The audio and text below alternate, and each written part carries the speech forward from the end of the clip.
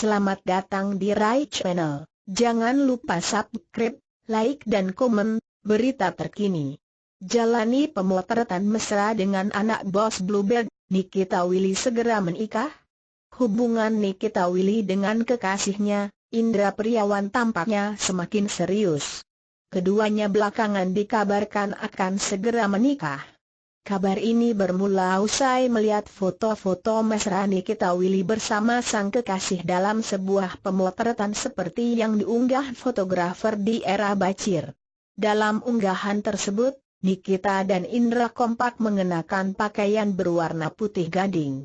Indra terlihat tampan dengan setelan jas sedangkan Nikita Willy tampak anggun dengan midilace dress yang dipercantik dengan belt dan aksesoris telinga yang dihiasi mutiara. Tak hanya rona bahagia yang terlihat, pasangan tersebut juga tampak memamerkan pose mesra satu sama lain. Melihat unggahan ini, beberapa netizen lantas menduga foto tersebut merupakan foto prewedding. Bahkan ada netizen yang meminta putra pemilik Bluebird Group itu untuk segera menikahi Nikita Willy. "Prewedkah?" komentar netizen. "Prewed ya ini," sambung netizen.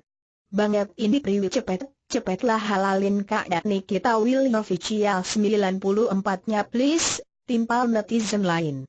Namun sayangnya, hingga kini belum diketahui secara pasti mengenai kebenaran dari kabar bahagia tersebut.